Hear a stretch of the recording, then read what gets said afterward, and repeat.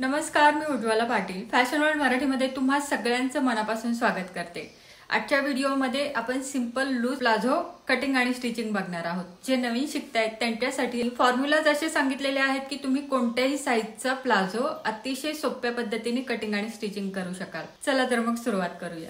Generally palazzo हा उभ्या कापडात बनवला जातो, परंतु काही केसेसमध्ये आपल्याला तो आडव्या कापडात सुद्धा कापावा लागतो। जसं की चिकनकारी कापड असेल, तुमचं साडी असेल किंवा असं कोणतेही कापड असेल ज्याच्या पन्न्यामध्ये खाली ब्रॉड बॉर्डर दिलेली असते। बॉर्डर खाली पायाशी यावी म्हणून आपण आडव्या कापडात माप टाकतो। सर्वात आधी कापडाची गरज बघूया। 40 इंच हिप साइज पर्यंत तुम्हाला 1.5 मीटर कापड पुरेसं होतं। त्यापुढील हिप साइज साठी मात्र तुम्हाला 1.25 मीटर कापडाची गरज लागेल आणि अस्तर इथे तुम्हाला 2 मीटर लागेल। तर सगळ्यात आधी आपण मेन फॅब्रिक म्हणजे चिकनकारी कापडावर कटिंग करणार आहोत। तर ही कापडाची रुंदी आहे जी 41 इंच आहे, जी नॉर्मली राहते, आणि ही लांबी आहे जी 1.5 मीटर आहे। तर जसं मी सांगितलं 1.5 मीटर कापडात 40 इंच साइज पर्यंत बनू शकतो। सगळ्यात आधी कापडाला आपल्याला लांबीमध्ये फोल्ड करायचे। जे 1.5 मीटर कापड आहे ते फोल्ड करून घेतलं। आता परत एकदा लांबीमध्येच आपल्याला फोल्ड करायचे, जेणेकरून बॉर्डर आपली खाली पायाशी राहील। आता याला मी फिरवून घेते। तर कापड कशा प्रकारे आहे बघा। या बाजूला संपूर्ण फोल्ड आहे, या बाजूला एक फोल्ड आणि 2 सुटे पदर राहतील। खालच्या बाजूला आपली संपूर्ण बॉर्डर राहील आणि माप आपण या फोल्ड वाल्या साइड कडून टाकणार आहोत। या कापडाला खाली बॉर्डर आहे, त्यामुळे मला एक्स्ट्राचं बॉटम फोल्ड करण्यासाठी 2 इंच सोडायची गरज नाही। तर तुमचे जर बॉर्डर नसेल तर 2 इंच खाली सोडा आणि तिथून वर उंचीचं माप टाका। तर मी इथे डायरेक्ट टेप ठेवून उंचीचं माप टाकते। तयार उंची माझी 38.5 इंच आहे। त्याच्यामधला 1 इंच वजा करायचंय, कारण 1 इंचाचं इलास्टिक येणार आहे वर। तर 37.5 इंच राहिलं। 37.5 इंचामध्ये अर्धा इंच मार्जिन मिसळायचे। तर 38 इंचावर मी इथं माप टाकले। आता याच्यावर 30 ते 36 हिप साइज पर्यंत 2 इंच सोडा आणि त्याच्या पुढच्या हिप साइज साठी सर्वांसाठी 2.5 इंच सोडा। उंचीची लाईन आखली होती त्याच्यावर बरोबर फोल्ड करून घेतले। तर पुढच्या भागापेक्षा पाठीमागचा भाग जो आहे तो 2 ते 2.5 इंच आपण उचलून कटिंग करणार आहोत, जेणेकरून बसल्यानंतर प्लाझो खाली सरकणार नाही। आता सगळ्यात आधी कमरेचं माप, पण कमरेचं माप हे हिप साइज अनुसार टाकलं जातं, कारण हा फुल इलास्टिक प्लाझो आहे। तर हिप साइज आहे आपला 40 इंच, त्याचा चौथा भाग करायचा आहे, तो 10 इंच झाला। चौथा भाग केल्यानंतर त्याच्यामध्ये 1.5 इंच प्लस करायचे सर्व साइज साठी। तर हे माझं झालं 11.5 इंच। तर मी इथं बरोबर 11.5 इंचावर मार्किंग केले। तिथं आपलं मार्किंग आलंय, तिथून खाली आपलं क्रॉच म्हणजे किस्तक उंची टाकायची। तर हे सुद्धा हिप साइज अनुसारच। जर तुमची ऍव्हरेज हाईट असेल म्हणजे 5 फूट 3 इंचापर्यंत तुमची हाईट आहे, तर हिपचा चौथा अधिक 1 इंच मिसळा। आणि जर तुमची हाईट 5 फूट 3 इंचापेक्षा जास्त आहे तर तुम्ही हिपचा चौथा अधिक 1.5 इंच मिसळा। हा प्लाझो सुद्धा उंच व्यक्तीसाठी मी बनवते, त्यामुळे मी हिपचा चौथा अधिक 1.5 इंच म्हणजे 11.5 इंचावर मार्किंग केले। आता या लाईनच्या पुढे आपल्याला क्रॉस कर्व बनवायचा आहे, तर तो किती इंचावर बनवायचा? तर त्यासाठी इथे मी स्क्रीनवर हिप साइज अनुसार किती घ्यायचं ते लिहिलेलं आहे। तर तुम्ही तुमचं हिप साइज बघा आणि त्यानुसार मार्किंग करा। जसे की माझं हिप साइज 40 इंच आहे, त्यामुळे मी इथं 3 इंच घेतलेला आहे। आता इथून आपल्याला गोलवा आकार द्यायचा आहे आपल्या किस्तक उंचीचा। तर इथून तिरपं किती घ्यायचंय बघा। 30 ते 36 साइज पर्यंत 1 इंच घ्या, 37 ते 42 पर्यंत 1.25 इंच घ्या आणि त्याच्या पुढे 1.5 इंच घ्या। आणि इथून असा हा गोलवा आकार द्यायचा आहे। हा आपला किस्तक उंचीचा आकार झाला। तर इथे आर्महोल कर्व जो असतो आपला, त्याने सुद्धा तुम्ही आकार देऊ शकता। आता इथपर्यंतची मापक सगळी क्लिअर झाली। आता खाली बॉटम राऊंड आपल्याला किती घ्यायचंय? तर इथं जे आपण टाकलेले माप 11.5 इंच तुम्ही तेवढा घेऊ शकता। हे स्टँडर्ड मेजरमेंट आहे। आता तुम्ही म्हणाल आम्हाला जर त्यापेक्षा कमी घ्यायचंय तर किती कमी घेऊ आणि जास्त घ्यायचंय तर किती घेऊ? तर हे जे माप आहे ना, त्याच्या 1 ते 1.5 इंच तुम्ही आत जाऊ शकता किंवा 1 ते 1.5 इंच तुम्ही एक्स्ट्रा घेऊ शकता। त्याच्यापेक्षा जास्त किंवा कमी पण घेऊ नका।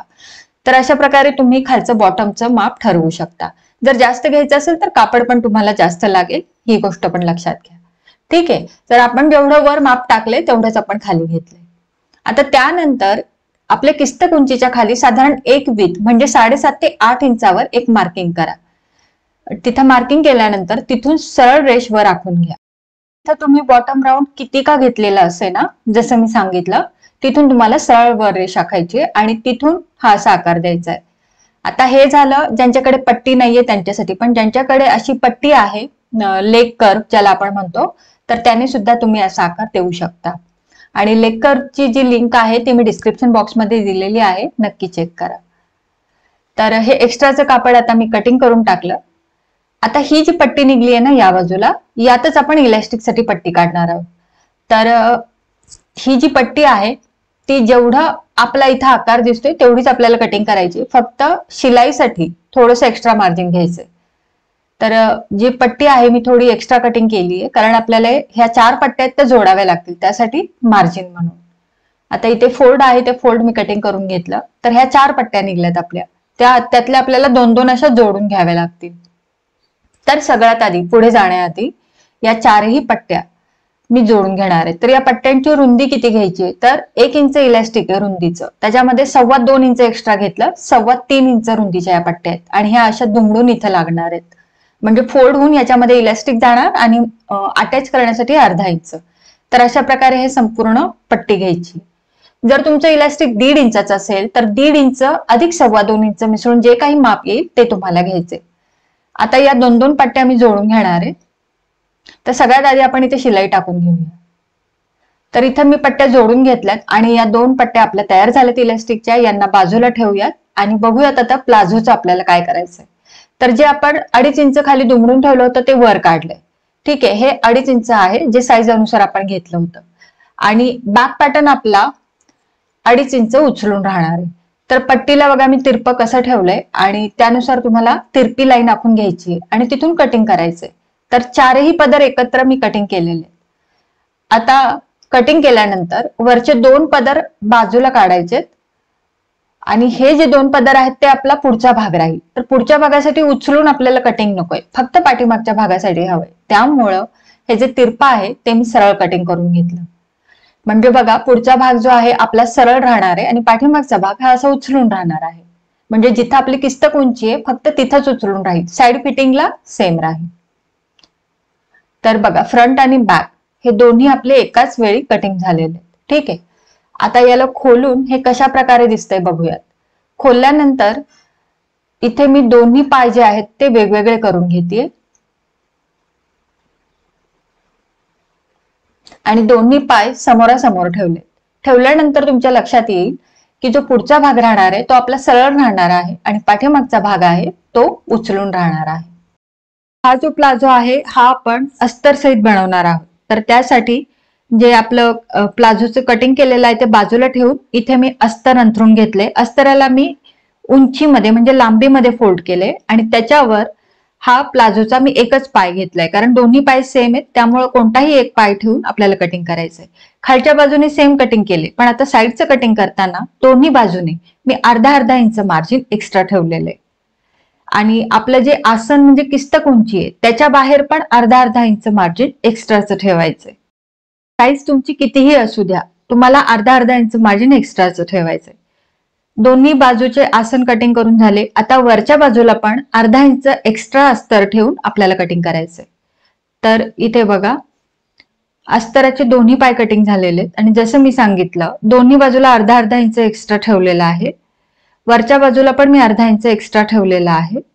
इथे अस्तराच्या कापडाचा एक पाय आणि आपला मेन फॅब्रिकचा एक पाय बाजूला ठेवते आणि खालचा जो अस्तराचा दुसरा पाय आहे त्याच्यावर फॅब्रिक म्हणजे चिकनकारी कापडाचा पाय ठेवून बरोबर मी सेंटरला पिन्स लावून घेतल्यात. आता हे दोन्ही कापड एकमेकांवर ठेवताना 0.5 इंच अस्तर साईडला राहील याची काळजी घ्यायची.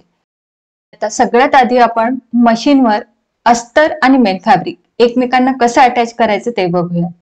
मेन फॅब्रिकला बॉर्डर आहे त्यामुळे फोल्ड करायची गरज नाही, म्हणून मग आपण अस्तर जे आहे ते डबल फोल्ड करून घेणार. जर तुमच्या मेन फॅब्रिकला बॉर्डर नसेल आणि तुम्हाला जर ते डबल फोल्ड करण्यासाठी तुम्ही मार्जिन सोडले तर मेन फॅब्रिक सुद्धा इथं डबल फोल्ड करून घ्यायचंय, नंतर अस्तर डबल फोल्ड करून घ्यायचंय.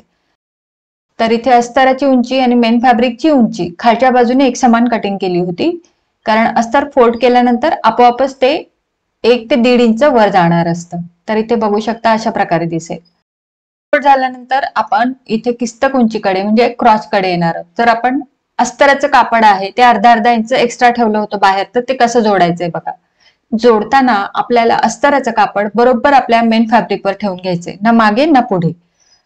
उंचीमध्ये सुद्धा अगदी सेम ठेवायचं आहे आणि आता तुम्ही म्हणाल अर्धा इंच घेतलंय त्याचं एक्स्ट्राचं काय करायचं, तर इथं 2 चिमटीत बसेल एवढ्या अशा प्लेट्स घ्यायच्यात. तर 2च प्लेट्स येतात, त्याच्यापेक्षा जास्त नाही.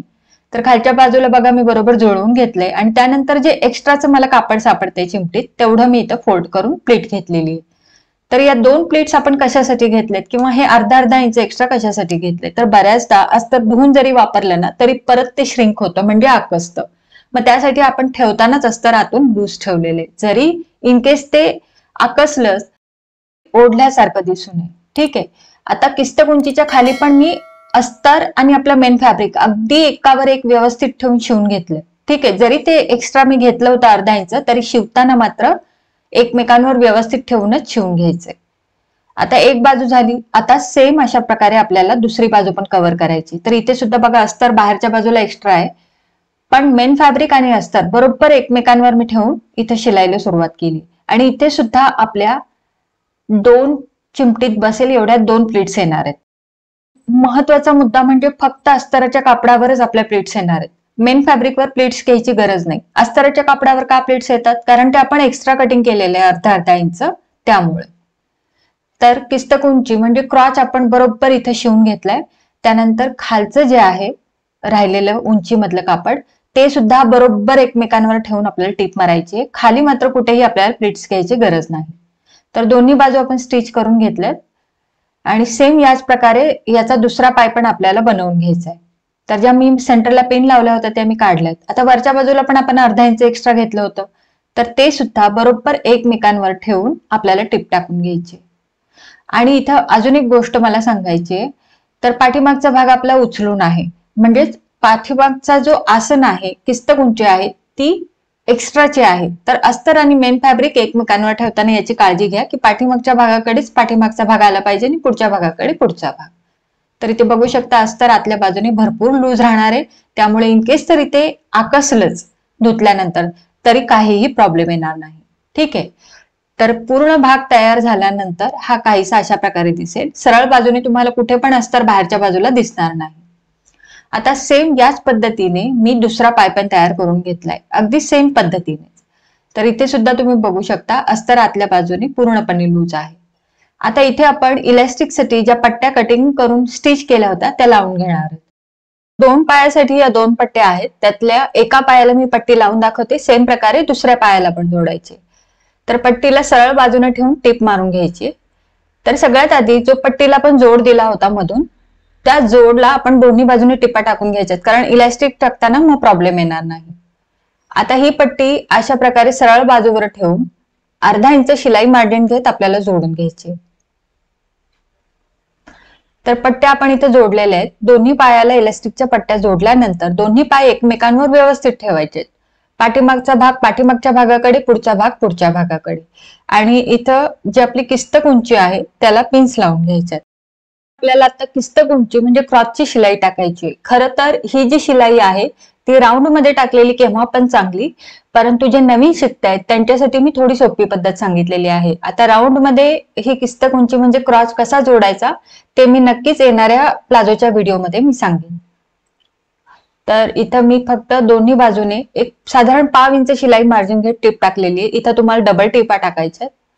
सेम प्रकारे या बाजूने पण ही टिप टाकताना जी आपली इलास्टिकची पट्टीची शिलाई आहे ती वरच्या बाजूला ठेवा, म्हणजे पट्टीकडे ठेवा. तर दोन्ही बाजूला मी डबल टिपा टाकून घेतल्यात. आता इथे बरोबर आपल्याला सेंटरला पकडत याला ठेवून घ्यायचे, म्हणजे दोन्ही पाय वेगवेगळे होतील.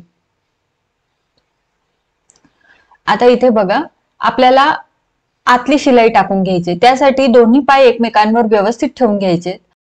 तर इथली क्रॉसची जी म्हणजे आसनची जी शिलाई आहे ती व्यवस्थित एकमेकांवर ठेवत इथे पिन लावून घ्यायची, कारण शिलाई टाकताना हा भाग मागे पुढे होऊ नये. मागे पुढे झाला तर मग इथला जो राऊंड शेप आहे तो थोडासा खराब दिसेल आणि फिटिंग मला पण चांगला येणार नाही. आणि एका बाजूने शिलाई सुरू करत दुसऱ्या बाजूपर्यंत घेऊन जायची. आता ही शिलाई टाकायची कशी बघा. एका बाजूने तर मी सुरू केले अर्धा इंच मार्जिन घेत, थोडंसं पुढे आल्यानंतर क्रॉस जो आहे त्याला 2 बोटांमध्ये पकडून हलकसं खेचायचे. का खेचायचे, कारण जरी एखादा पाय कमी जास्त झाला असेल तर तो बरोबर होऊन तिथे टिप बसते. या बाजूला पण सेम. इथे हे दोन्ही पाय व्यवस्थित धरून हलकसं खेचायचंय, जास्त नाही, आणि मग टिप खालीपर्यंत न्यायची. जी आपण टिप टाकली त्याला इनसीम सुद्धा म्हणतात. तर तिथे डबल टिप टाकून घेतली मी. आता आपण इथं वरच्या बाजूला जी पट्टी आहे इलॅस्टिकची ती दुमडून घेणार आहोत, म्हणजे त्याच्यामध्ये आपल्याला नंतर इलॅस्टिक टाकता येईल. तर प्रथम मी अर्धा इंच दुमडून घेतलंय आणि मग नंतर बरोबर शिलाई मार्जिनवर ठेवत पूर्ण राऊंड मध्ये शिलाई टाकून घ्यायची. जसं आपण सलवारमध्ये नाडी टाकण्यासाठी जे बनवतो पट्टी, सेम तशा प्रकारे इथे पट्टी बनवायची. आता इथे अजून एक प्रश्न येऊ शकतो की इलॅस्टिक ऐवजी आपण याच्यामध्ये नाडी टाकू शकतो का? तर ऑफकोर्स टाकू शकतो. तर जसं सलवारला आपण नाडीसाठी पट्टी शिवतो सेम प्रकारे तुम्हाला शिवायची. तर मी इथे इलॅस्टिकच्या दृष्टिकोनातनं शिवली आहे. तर इथे 3 ते 4 इंच मी ओपन ठेवलं इलॅस्टिक टाकण्यासाठी. आणि इलॅस्टिक किती घेतले बघा, इलॅस्टिक फोल्ड करून ठेवायचंय आणि जो आपला भाग आहे कमरेचा त्याच्यापेक्षा 7 ते 8 इंच इलॅस्टिक कमी घ्यायचंय. आणि सेफ्टी पिनच्या मदतीने मी इलॅस्टिक याच्यामध्ये टाकून घेते.